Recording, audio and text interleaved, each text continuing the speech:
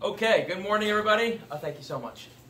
So, if you look at your source sheets, you'll notice we are straying from the regular scheduled programming. We have, in the last 2 weeks, been on a journey throughout history, starting in Babylonia, in Bavel, with the Gaonim, reading a letter from Rabbi Katz about the importance of minhag.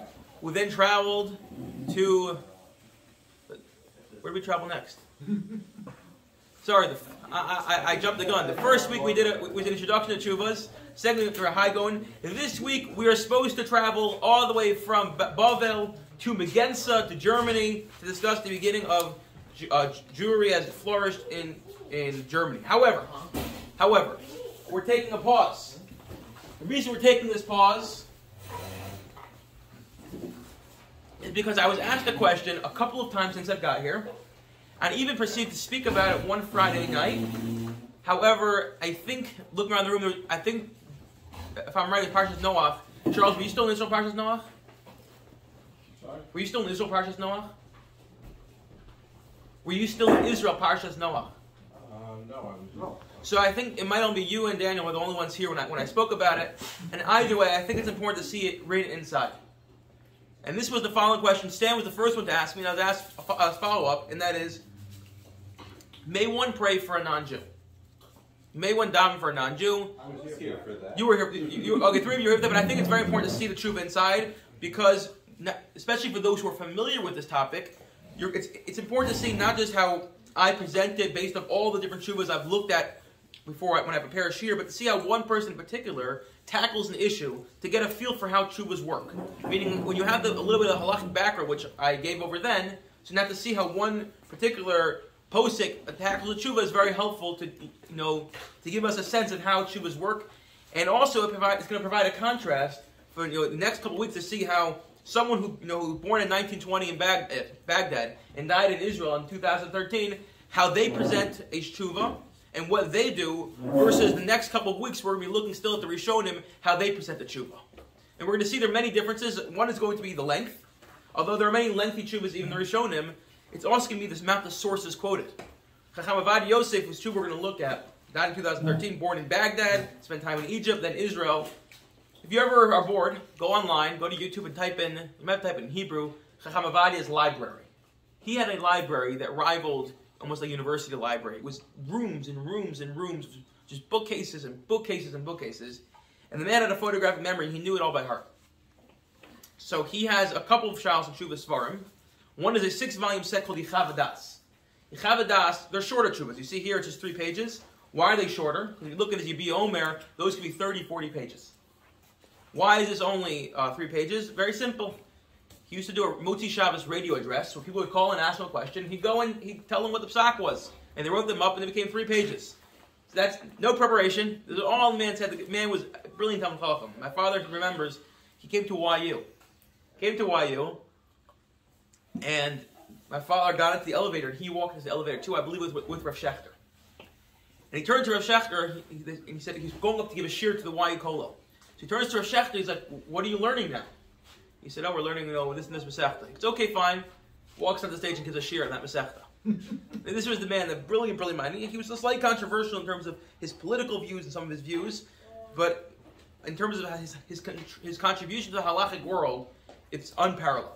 When you think about the last century, who are the major posks who've made an indelible difference, you think of Moshe Feinstein, you now think Chacham Avad Yosef.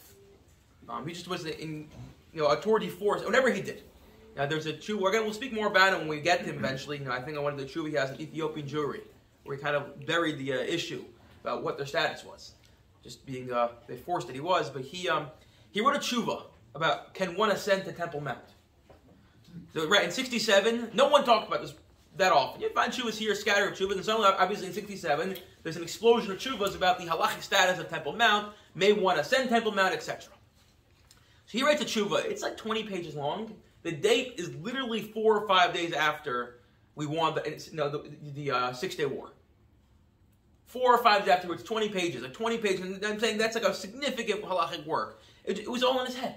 It was literally all in his head, and he was able to write it down. So he was, this unbelievable Talmid Chacham who I want to introduce today, also just because his perspective, we're going to see a contrast in this was he does very little talking in the tshuva. Most of it is stringing together sources. Because his view was, and again we can contrast this, compare it, even with modern day poskim. If you look at Rav Moshe Feinstein, you pull up Nigras Moshe, there are very few quotations. It's all a Gemara, a Rishon, and this is what I think based off looking through those sources. The Gemara says X, there's maybe another Gemara that says Y, contradiction, I think we can solve it with this idea, we found it in a Rishon, maybe the Chassam Sofer says something, and then here's my psak. That's the way Rav Moshe does things. It's like, well, there's this rabbi you've never heard of, this rabbi you've never heard of, this rabbi you've never heard of, this rabbi you've never heard of, and it'll literally quote 60 different rabbis, 60 different shuvas in the course of one shuva.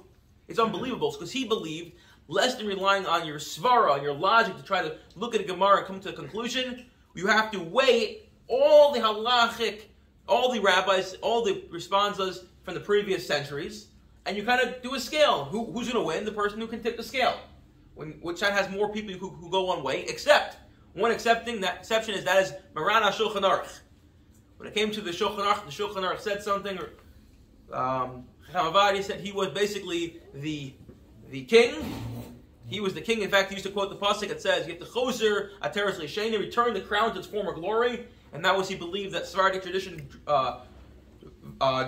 went too far away from the psak of Maran HaShulchan Aruch or Beis Yosef, and therefore, almost always. He tries to return that crown to the Beis Yosef, to the Shulchan Aruch. Okay, so without further ado, let's begin. If you notice, the first most important thing on the source sheet is in the purple on bottom. It says, "Happy birthday, Jojo." Today is Jojo's birthday. Or that's true, Tuesday's Jojo's birthday, right? Tuesday? So today's breakfast and Shiur sponsored by the Vizels. I think we should all sing happy birthday quickly. Happy birthday to Jojo. Happy birthday to Jojo.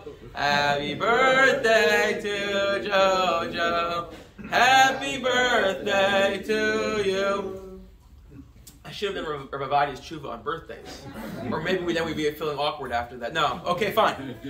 So, this is the question. First asked by Stan, then by multiple other people in this room, and asked to Chacham Avadia in a tshuva. She'ela. This is page number 1, Miger Tzedek. So a ger asked the following question. Hayim mutter lo hispalel aviv hanachri hashochiv al arash dai. Can you one pray for their father who is very, very ill? Sheyishlach dvar b'yizrapeyu v'im lacher mesa yochel omer kaddish l'il nishmaso. It's seen from the tshuva that the conclusion was, whether he did or did not pray, he died. Can I now say Kaddish? Right? And again, a couple weeks ago we discussed, well, what do you pray? You can't say B'shar Chol Yisrael among all the other sick people of Israel. He's not part of Israel. What do you say? We mentioned the Rav had his own formulation of Misha Beirach. But again, I think it's important to see at least how one person looks at it inside. So look at Tshuva. This is a Rav Avadi's answer. Kosa b'Shulchan Aruch, right? The starting point and the ending point for Rav Avadia, although he's going to tour history. Is going to be the Shulchan Aruch. It's a simin kuf nun ches sif aleph. Ovdei avodah zara asur latilam as not l'maso. Someone who's an ovdei avodah zara, someone who worships idols, we don't save them. Idol worship, as we mentioned in Shailos U'Teshuvos a couple weeks ago, last week in the world of the Rambam, in pointing the world of Judaism, idol worship is one of the worst sins one can do, and we're not rushing to save anyone who's an idol worship. Ve'ein l'rab hosam, so don't go and heal them. I feel b'schar, even if they're willing to pay you, don't heal someone who's an idol worshiper. Ella, im lo b'makom eva. Unless obviously there's mitigating circumstances that it's going to cause a lot of eva, it's going to cause animosity because they're like, how come you didn't save me? But if you had a choice, it's like, I can go to this doctor, I can come to you. So okay, go to that doctor. We're not running to save you. Because of hagon habal knesset hagadolah v'sefer din chaya shenir lo b'shaharambim sheyirok v'lishmei le'beretz Yisrael. 1 minute. Who was the Rambam? We always say the Rambam was Rabbi Dr. Rambam. What did he do? What was his primary job? He was a doctor. There's a letter. I probably shouldn't say this recording, but I'll say it either way. When I was in high school, I had a Rebbe, very yeshivish guy. So he said to us, the Rambam writes in Mishnah Torah that a person should work for 3 hours a day and learn the rest of the day. So he said, if any of you chas v'shalom one day get jobs, make sure it's a job like a refrigerator repairman, where you can make your own hours, you can work for 3 hours, and you can learn the rest. So I said to him, there's the Igeris Rambam, there's a letter from the Rambam, where the Rambam says as follows. He says, my dear student, my dear student, I don't have time for you to come visit me. You see, every day I wake at the crack of dawn, I travel to the palace of the Sultan, and I'm sitting there healing him and healing all the people in the palace, and I'm there until about noon, because then I get on my donkey and I travel back to town, and I don't even have time to eat. I'm exhausted, I'm famished. I lay down in my bed, and I'm meeting with people, healing the people in our community of Cairo until nightfall. So it comes time for nightfall. He said, I'm so tired at that point. I don't remember he says, I remember exactly what happened. He definitely didn't say he had time to learn. See, the only time to learn is Shabbos. So I get to shul, and what happened to shul? The whole community is waiting for the rabbi to get there. So they're lining up with all their shilos. Is this pot milchik? Is this pot flake? Did I trade this up? What's the story with this onion? Like, shilos galore. He said, I have no time to learn.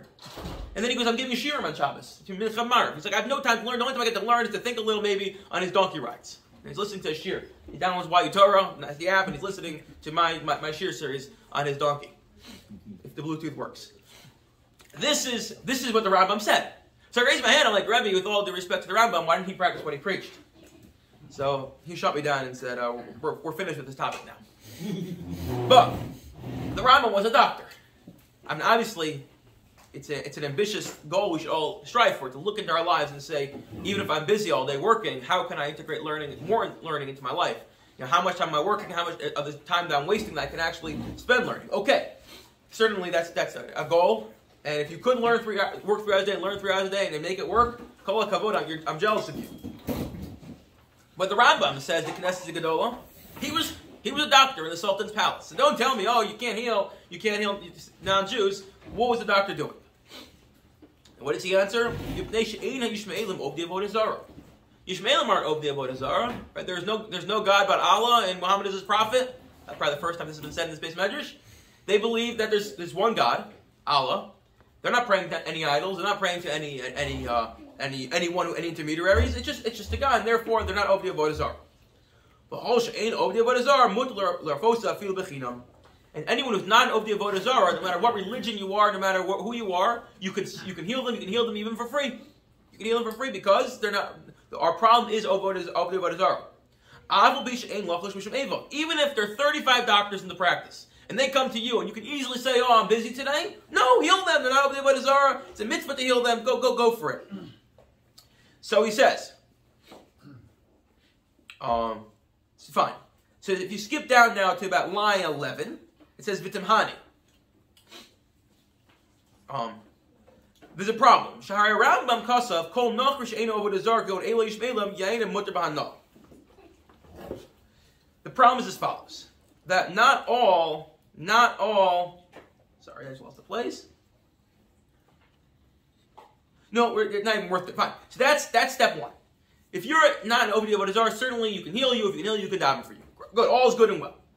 The problem is going to be as follows: that not all non-Jews we encounter are Yishmaelim, are Arabs, are Muslim. Not Arabs, Muslim. There are Christians out there, and Christians clearly don't just pray to God. Again, obviously, this gets into complexity of the Christian doctrine of the Trinity and what exactly that is, and that's a whole other multiple series, which I'm not prepared to give because I don't know it that well, and I don't believe most Christians even know it that well because there's many machlokasim in that world. But what about Christians? What about Christians? Would it be different to a Catholic, perhaps, and a Protestant? So this very fascinating, Tosfos says, and we're not going to read it on the side just because for time's sake, but Tosfos points out that although a Jew is not allowed to daven to intermediary, perhaps there's no issue with a non-Jew davening to an intermediary. As in, if there's someone, it's a idea called shituf, that if you're praying to God but through someone else, right, through intermediary, that for a non-Jew might not be an Avodah Zarah, and thus perhaps, again, it gets complicated with the Christian doctrine, but that may vindicate at least a large part of the Christian world. And then he says something even more fascinating. Can I ask you a question? Yes. How about like a Hasidim go to the grave with Bob Cherubi? I mean, you could argue somewhere. Let's hope they're davening that the Rebbe, with the schus of the Rebbe, not that the Rebbe goes. You could say the same thing for the Christians. But are they? What? Are they? I'm not a Christian. I don't know. But are they actually believing the Trinity isn't the same as Avodah Zarah, is it? Well, that's my point. For a Jew to believe in it, not only is it false, it might be an issue of Avodah Zarah. For a non-Jew, No, I'm a non-Jew. so there is a concept out there. Again, it's not all the Rishonim agree. This concept of shituf, where having basically an intermediary. I mean, God is supreme, but having may not be avodah zarah for them. Lots of polytheism works that way, though. Like the sun god is just the minister in charge of the sun before the god, and you kind of pray to the god through the sun minister. Lots of. So again, I'm not holding an avodah zarah. That was not on the curriculum in REITs. Maybe we should add it. Over avodah zarah class, we'll try to explain that one to the Hasidim. They asked me when I learned Smicha. Yeah, we learned Nida, Masr Chalav, and polytheism. Like, we knew you modern Orthodox Jews. Okay, next. So, then that's step one. Step two, he introduces as follows. He says, are they really Ovdi Avodah Zarah? How many people really are believing in this concept of Avodah Zarah? How many people kind of are with like the masses? They're just doing what their fathers told them, their grandfathers told them, their great-grandfathers told them. And are they really believing that, it's like, no, you don't have this like firm conviction and belief the way... It's Masorah. So this is, maybe Minigav was saying they're just doing what their fathers taught them, doing what their grandfathers taught them. And also you can kind of wiggle out that way because they're not really Ovdi Avodah Zarah. They go through the motions like most people go through the motions. Okay, that's step two. Step three is as follows. So based on saying that, if you look down at source, line about 37, it says Ilfiza Nira. You see that? It's the first word in line is Ode. Shekevich Afa Nochim Indian Avodah Zarah. Basically, we said you can say the Christians don't have a din of Avodah Zarah. So even Christians, you can heal them because there's no din of Eva. So certainly, if you can heal them, you can daven for them to be healed. Okay. That is all good and well. However, it seems like it's a shtickle bit of a loophole. Are they Avodah Zarah? I can find loopholes. Maybe they are, maybe they're not. But they're not really because they're following their fathers' footsteps. That doesn't sit well with me. So says Chavavadia, perhaps there's another way to look at it. So we look at page number 2, or number 1 on bottom. For some reason I got messed up with page numbers. The top line. The second paragraph. And this is where you can say, perhaps you can have a different reason why someone who's an Ovdi Avodah Zarah, even an Ovdi Avodah Zarah, one can daven for. He says as follows. Again, he's going to quote rabbis who you only know them, people only know them from Rabbi. In fact, I believe there are svarim that have been republished, like resuscitated. No one thought of them, languishing in some Shemus somewhere. Someone said, wait, Chacham found it. They actually say that when he was younger, he used to go to the svarim stores, and he'd just say, I don't have money to buy svarim, can I just sit here and learn? And they'd find him standing on the top, on a ladder, open with a sefer open. He'd open it and just get engrossed in learning for 3-4 hours. So he just mamish knew everything. So Rav Yitzchak Atiyev Sefer Rov Dagon Shenishal and Mutal Lachash L'Spal Al Goy Cholish. He's Rabbi Yadam for non-Jew sick. V'Heshiv Shemhu B'Yad Yaduo Makirishu Mechasidi Umas Olam. Certainly, if someone is one of the Chasidi Umas Olam, in the Shut Migdal from Oshri was someone who went through the Holocaust. So he wrote a Shailos U'Teshuvos called Mima Amakim. Mima Amakim means from the depths, right? It's a haunting Shuvas from the depths. You're really getting asked all sorts of questions from the Holocaust. Rabbi Lamb once said it's like a source of faith there. You see that there are Jews, even the worst times, were still looking to their leaders for halachic guidance. So someone says to me after the war, there's a woman who saved me, a non-Jewish woman who saved me. Can I daven for her to get better? Can I say Kaddish for her? He said, of course. She's one of the righteous people of the world.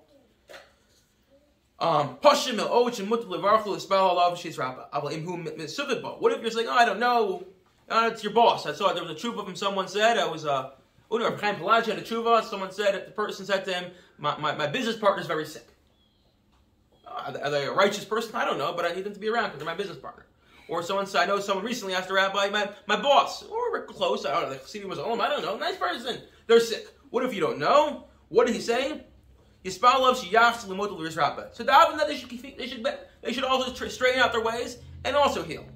The story with Maisa Bruria was the wife of Rav Meir. She saw, I believe it was Rav Meir davening that there were a bunch of sinners. He said they should die, and she said to him, no. Don't daven that the chotim should die. Don't daven the sick people should die. Daven the chataim should die. Daven that the sins should die.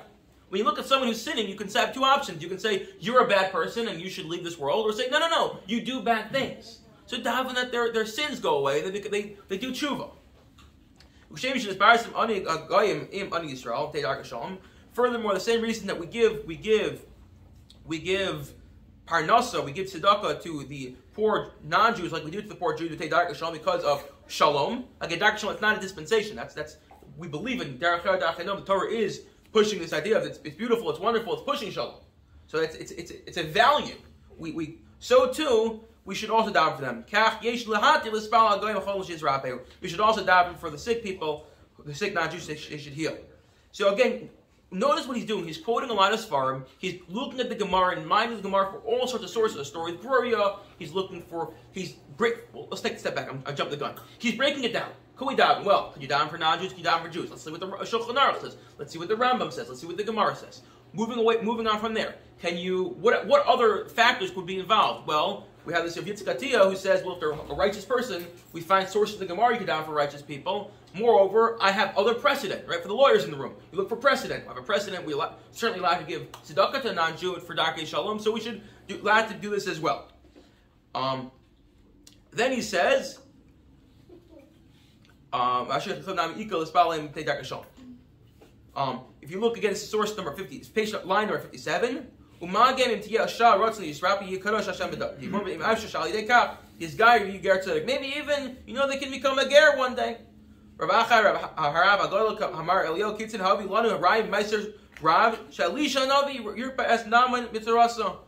it Tanakh, right? Now he's going beyond the Gemara.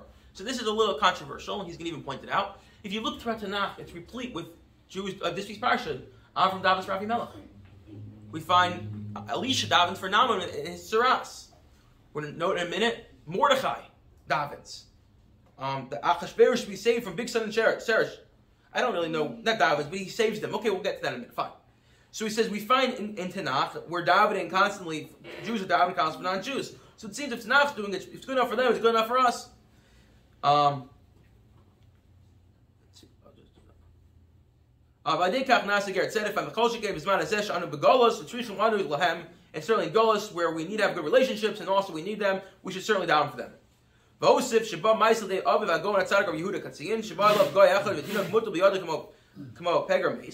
one time his father, a non-Jew, came with a very sick child. So he davened on her and he gave her a bracha. And she was totally healed. Right? Kiddush Hashem, the greatest value. It's a Kiddush Hashem to daven for them as well. And the Shulchan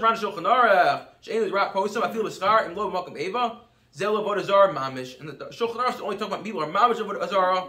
Av l'zman hazeh. This is again coming from the Rabbi Katz. L'zman hazeh she'enim avodah zarah shaper dami. Nowadays, not avodah zarah. U'pradei chadika eva sh'tzarach t'spal avarach ad kan dvar. So, of course, another source of basically says the same logic he's been saying. Nowadays, they're praying avodah zarah, and it can cause animosity. Moreover, why not daven that they should do tshuva and also should be healed?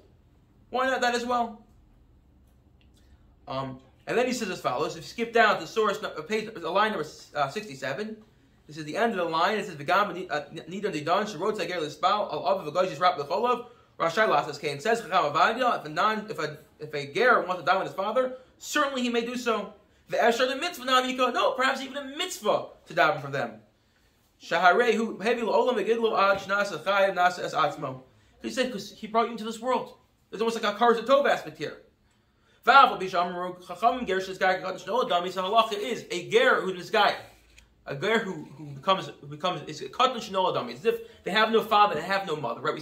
We call them up the Ben Avram or Bas Sarah. So they don't really have a father. It says Ravadia, that's more halachic status. But of course, there still is some sort of connection from a familiar perspective, from a biological perspective. In fact, he wants to say, and this is controversial with the Yei Paskins, if someone has children before they convert, and then they convert, they may not have a mitzvah of Pru U'Revu, because they already had children. They already fulfilled the mitzvah to be fruitful and multiply.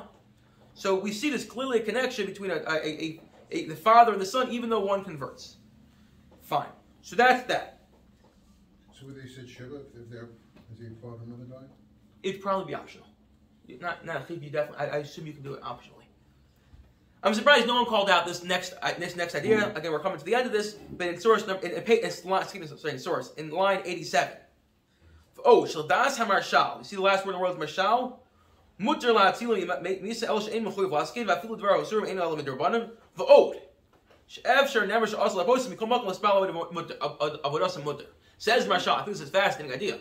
Maybe, even if you want to take the most stringent path, you can't heal them ever. But why can't you daven for them? When you're davening for them, you're essentially saying, oh God, you take care of them. What's wrong with davening for them? Because HaKadosh Baruch Hu Yodel Kol Ma'aseh, God knows everything. God knows exactly what a person thinks. God knows exactly what a person's intentions are.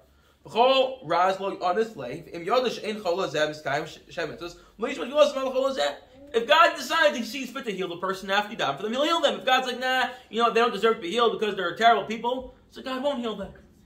Leave it to God. You just do your stopless by davening a little. What's that? Daven. You can always daven. We love davening. And therefore, again, most of the rest of the tshuva, he goes on to say that, and bring more proofs, that certainly you can daven. In part 2 of the tshuva, which I'm not going to read inside, he says, what about saying Kaddish for them? So there as well, he says, again, it seemed like what happened was this person died. Nir Zachar Mos Ava Shal Ger, Chen Lachar Mos Imo, Nachon Shomer Leim Kaddish, Lunish Masam, you should say Kaddish. Nachon, for cause of Atos Besota, Odes Mashis Baal, David al Avshalom, and Latzuli Dinu Shal Gehenim. David Melech davens for his son Avshalom, who was a wicked person. Where Avshalom, the story with Avshalom was he was a wicked person. He tried to overthrow David. David had to run away from his palace. He was running from Avshalom. Avshalom, eventually what happens is he gets caught, his long hair gets caught, and he gets killed by one of David's generals. And the general comes to David and basically say to him, like, I did this wonderful thing, and David screams out and cries out. Because, he was still a son.